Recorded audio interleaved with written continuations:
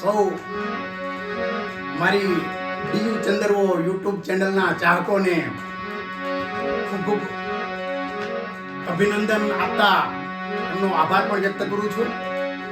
કારણ કે 1 વર્ષના સમયગાળા દરમિયાન મેં સમગ્ર ભારતના સંતો, મહંતો, મા બાપ, બાળક વિશે મારા જ રચેલા ગીત મારી જ રીતે ઢાળમાં ઢાળીને એને ગાઈને અને રેકોર્ડિંગ કરીને ડીયુ ચંદરવો યુટ્યુબ ચેનલ ઉપર રજૂ કરેલ છે, જેનો આપ સૌ તરફથી મને ખૂબ ખૂબ સહકાર મળેલ છે.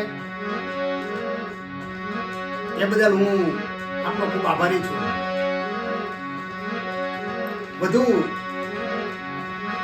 આપને જણાવતા મને આનંદ થાય છે કે અત્યાર સુધી આ ચેનલમાં મેં સંતોની વાણીને આવરી લીધેલ છે, પરંતુ મારા કહેવા મુજબ હવે ભારત રત્ન શ્રી ડોક્ટર બાબા સાહેબ આંબેડકરની જીવન રચના ઉપરથી મેં ઘણા બધા ગીતો અને રૂપકો લખ્યા છે. એ રૂપકોને મેં મારી રીતે જ ઢાળમાં ઢાળીને રેકોર્ડિંગ કર્યા છે અને એ ગીતો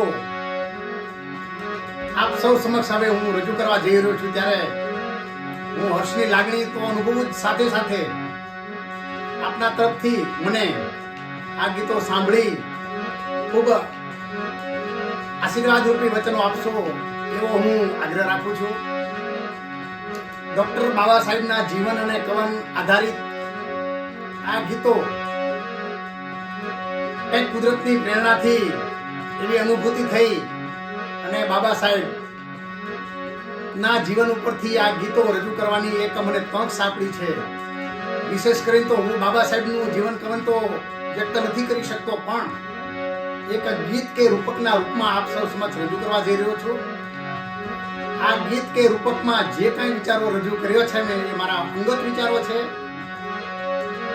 આ વિચારો માત્ર અને માત્ર બાબા સાહેબના મૂળ સિદ્ધાંતો કે શિક્ષણ, સંગઠન અને સંઘર્ષ કરવાની જે વાત બાબા સાહેબે આપ સૌને કરી છે, અમને કરી છે, તેમજ બાબા સાહેબે જે આપને કહેલું છે કે સમાનતા અને બંધુતાના સૂત્રો દ્વારા સૌ સમાજને બાંધી એક સમરસ સમાજની રચના કરવામાં, તેમજ દલિત, પીડિત અને શોષિતો અને વંચિતોના ઉત્થાન માટે બાબા સાહેબ જે કાર્ય કર્યું છે એ અવિસ્મરણીય છે.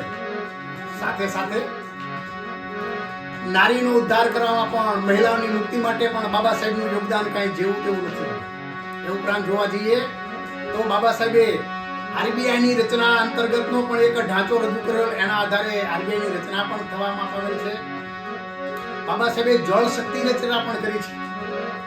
વધુમાં કહેતા મને આનંદ થાય છે કે આજે જે કામદાર સૌ બોનસની લાણી મેળવી રહ્યા છે એ પણ બાબા સાહેબને જ આભારી છે. આમ બાબા સાહેબનું જીવન અને કવન એ મારા માટે તો એક મિશન છે જ. એમના મિશન કે એમના જીવન ઉપરથી મને ઇન્સ્પાયરેશન મળ્યું છે અને આ સમગ્ર હકીકતો એક વાણીથી ગાઈને હું આપ સૌ સમક્ષ રજૂ કરવા જઈ રહ્યો છું. ત્યારે આપને આ ગીતો ગમશે એવી મને શ્રદ્ધા છે. આપને મારા ગીતો ગમે તો આપ બીજાઓને પણ સંભળાવશો અને મને અભિનંદિત કરશો એવી આશા સાથે જય હો, જય હો, જય હો ભીમ, જય હો આંબેડકર.